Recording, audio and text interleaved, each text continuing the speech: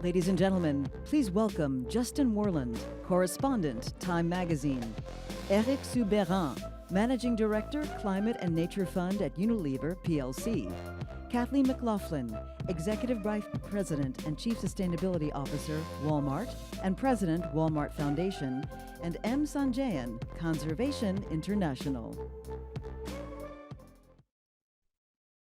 Good morning, I'm Justin Worland. I'm a senior correspondent at Time Magazine covering climate change. I'm thrilled to be here moderating this discussion on biodiversity and the role of corporations in protecting it. It's been a really remarkable few years for climate change and the attention that it's received and risen on the national and international agenda, in large part due to extreme weather events, rising interest among populations around the world. But a key part of that is biodiversity, which oftentimes is left out of the conversation, but has been increasingly recognized as a crucial part of combating climate change. And there's a lot of different places where that action is happening. A key part is from corporations. And so that'll be the focus of the discussion today. We've already heard who the panelists are today, so I think I'll just jump in with questions and start with Kathleen. If you could just tell us a bit about the business case for protecting nature. Why is this something that corporations need to be thinking about? Well, thanks, Justin, and it's great to be here with everyone today. So according to the World Economic Forum, more than 50% of the world's GDP, so 44 trillion US dollars, is highly or moderately dependent on nature. So that's for things like climate regulation, soil health, flood protection, storm protection, pollination for crops, materials, clean water, energy.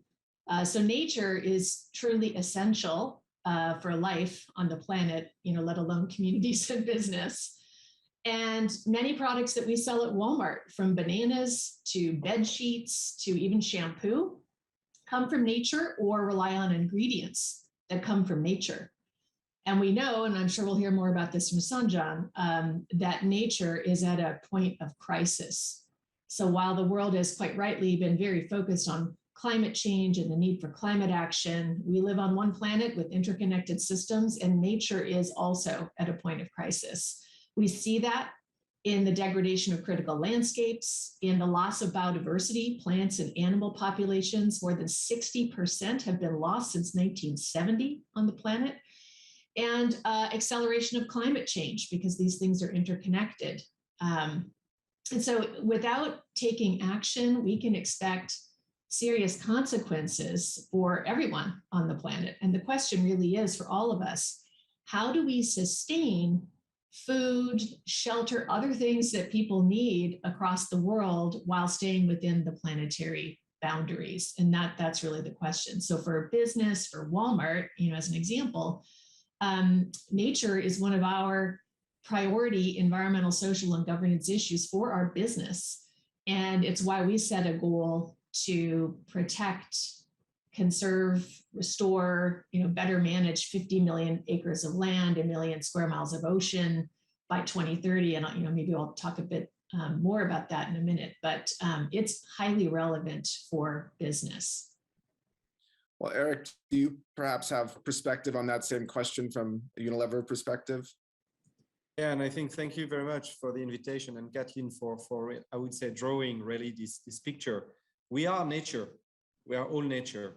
And I think it's very important to acknowledge that business, in a way, is nature as well. And this is basically when you are a company like Unilever with a lot of brands that are part of the life of people every day, like Dove, like Knorr, like Axe, for instance.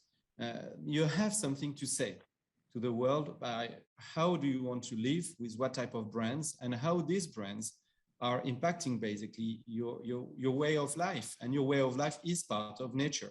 So this is why we decided last year to create this new tool, the Climate and Nature Fund, that I have the honor to shape, to help our brands to shape their journey towards sustainability from something that is very relevant for them. Because I think fundamentally, sustainability needs to transform into superior value.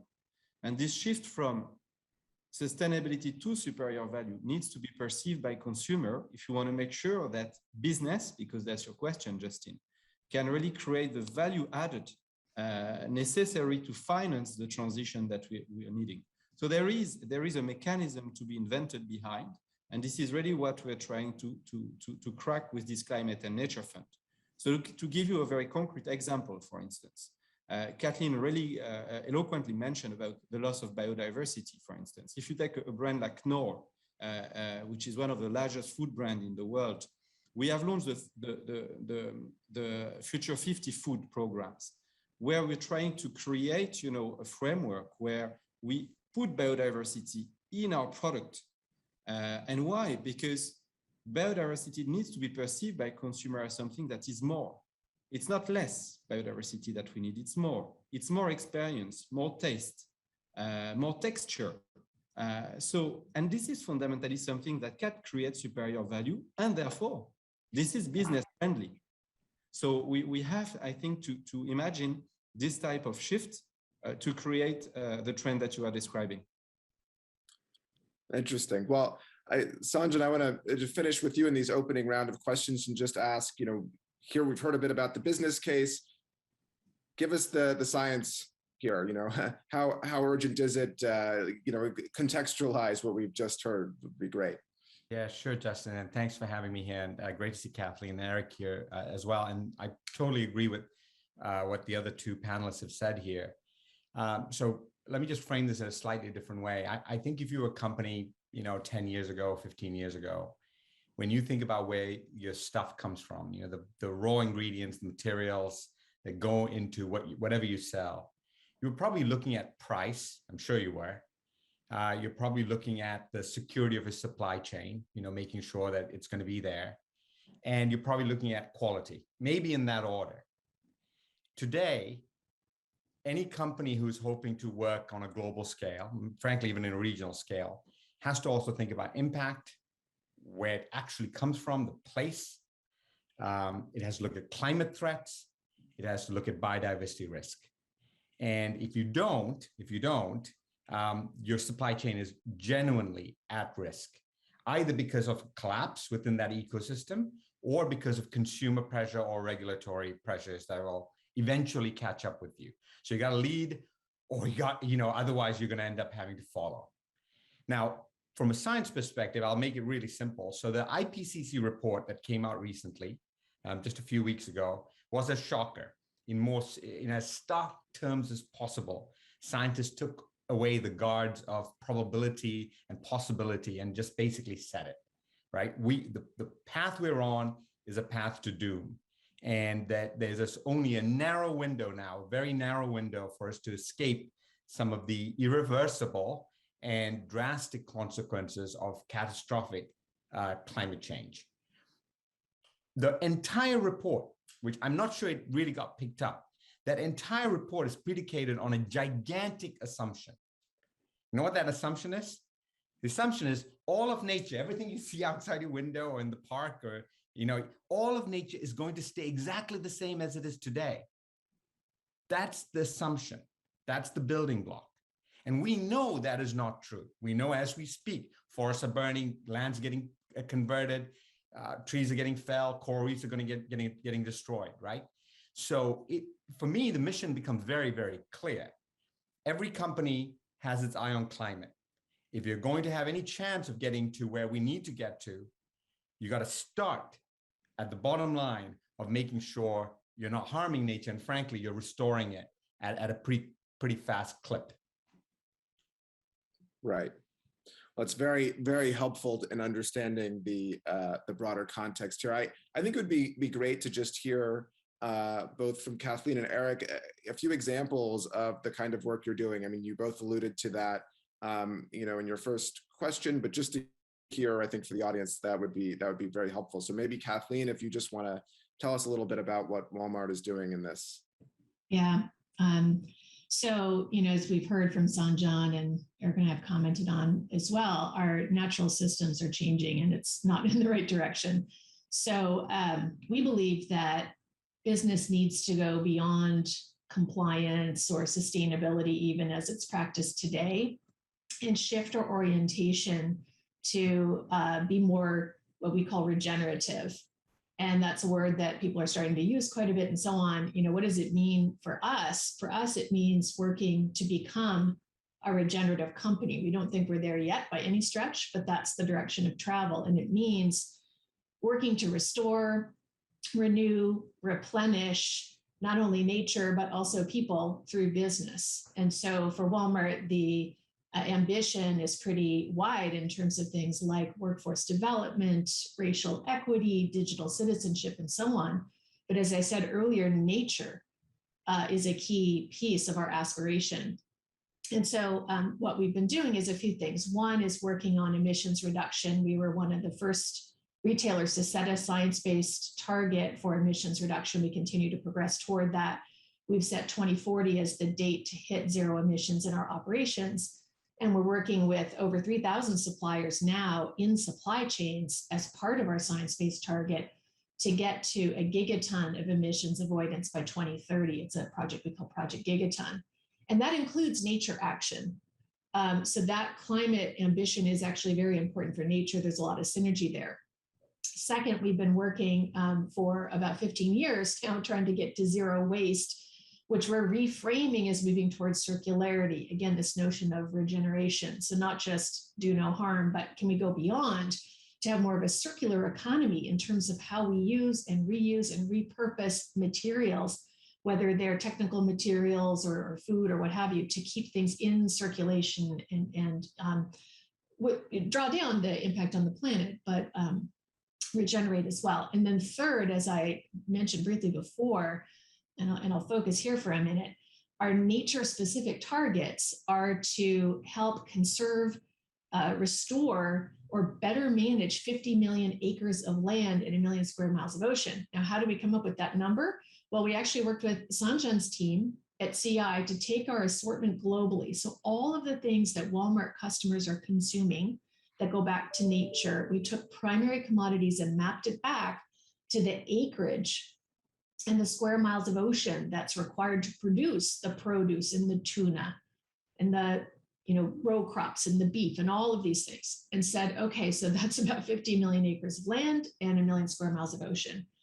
So to get at it as a retailer, because we don't actually own any farms, we don't have any fishing vessels, right? So to get at that, the way we're coming at it is through a few mechanisms. Number one, we are starting with certifications, even though there are great limitations to those, and that's not the only part of the solution. But at a minimum, to start having our private brands and asking our branded suppliers to certify products to the best standards today. So, MSC for tuna, RSPO for palm oil, and so on as a starting point. And then engaging with certification bodies to improve the quality of those certifications, to bring in other considerations, to look more holistically about what's happening at source.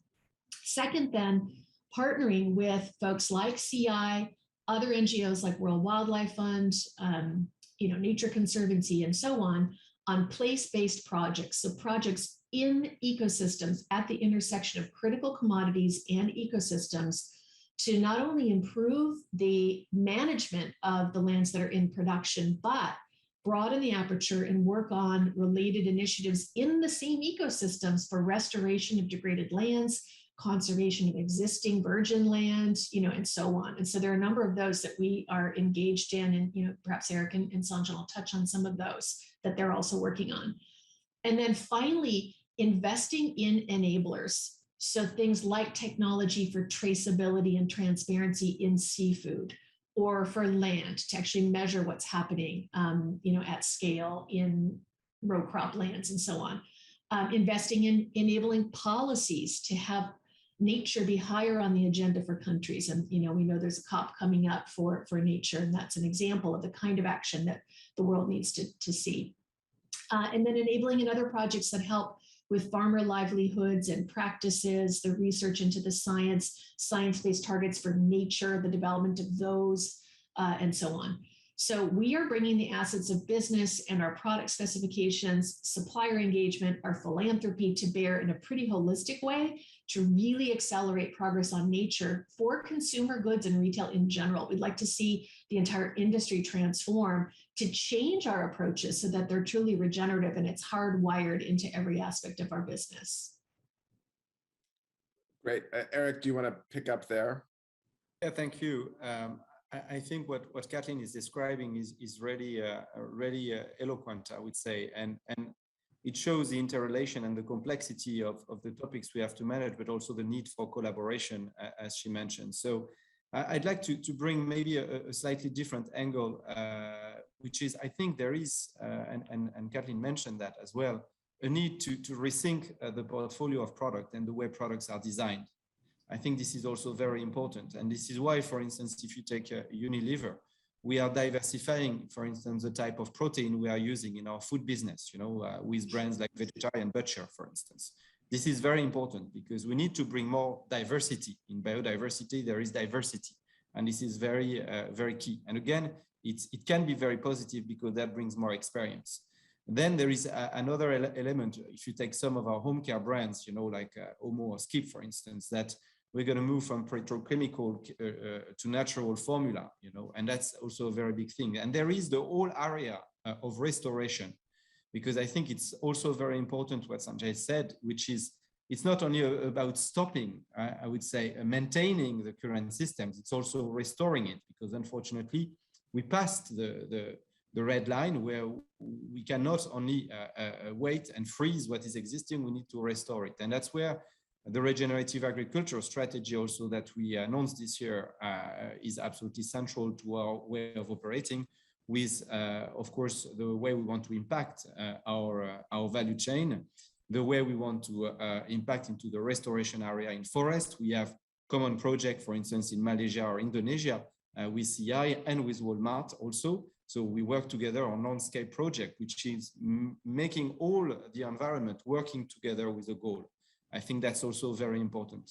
And I would say my last point probably is, I think in all this value chain transformation, what is also very, very important is to find ways to work with our suppliers, because a bit like what Kathleen mentioned with Walmart, we work with a network of suppliers. So we need to create, pre-competitive space to make sure that we scale up the knowledge and we change the practices.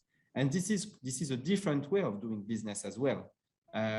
So we talk about longer term contracts, for instance, rethinking the type of KPIs we will use in some of our tenders process. So this is very important as well to change the way we operate. So these are examples of how we're trying to transform and act. Well, excellent. I want to just ask Sanjayan one more question, mindful of the time. We're almost out of time, but if you just, great examples from companies that are doing quite a bit, and of course are huge companies. How do you scale this to make it more than, than these influential companies, even as they look down their supply chain? How do you look at the bigger picture and think about this? And just very brief remarks, so hopefully we can close on time. Yeah, so very briefly. So what I would say is that one of the most exciting trends that I've seen in this space is the moving away from single commodity certification, which is important, to really thinking about the landscape. Because at the end of the day, if you just deal with one thing, let's say you're dealing with coffee and you solve that, then rubber comes in, then you solve that, then cocoa comes in, then palm oil comes in, and you play whack-a-mole, you're just kind of going down the chain. And it ultimately, and people don't live in commodities, they live in actual places. That's what we actually care about. So when we talk about, protecting the rainforest because we're upset about it, we're not necessarily talking about the commodity, we're talking about the place. So the big trend that is positive, that allows scaling, is companies talking about landscapes at scale. The other thing I'll say, which is really exciting for me, is the science that's going into understanding where your stuff actually comes from, and then going planet positive. And the final thing I'll say is, and both these companies are great examples of this, this used to be either the CEO or someone within the sustainability team. Now it's really built in the DNA of the company. I mean, both these companies have had multiple CEOs, Lee Scott, to Doug McMillan, Paul Polman to Alan Jope, who have continued that, using the bully pulpit, but then great teams within the organization that continue that work. That's new as well. Well, thank you for that. We have 30 seconds, so I just want to ask for a sentence of closing thoughts, just something to leave everybody with from each of you, and we can just, Kathleen, Eric, and Sanjayan to finish. Thank you. I just issue a call to action for all businesses, not only consumer products or retailers, but financial services, telecom, transportation, you name it. The same way that you might have done a climate risk assessment, do your nature risk assessment and find those connections to your business where you can create shared value through action for nature. Well, that's a very great call for action. Thank you, Kathleen. And I would just repeat that I think we're all a nature. And in a way, this aspect can bring superior value for business. And that's a little bit the intersection that Kathleen was mentioning. So I would really second this. If you ever needed a reminder that nature matters to our lives, just see what happened during the height of the pandemic lockdown and the yearning people had for nature. Nature is kind of the fundamentals upon which all of this is built. So I'm glad to see companies starting to understand the value of nature for their consumers, for their customers, but for their very way of life. Well, that's excellent. Thank you to the three panelists. I'm thrilled at this conversation, and I just wish we had more time. And thank you to Concordia. Thank you. Thanks, Justin. Thanks.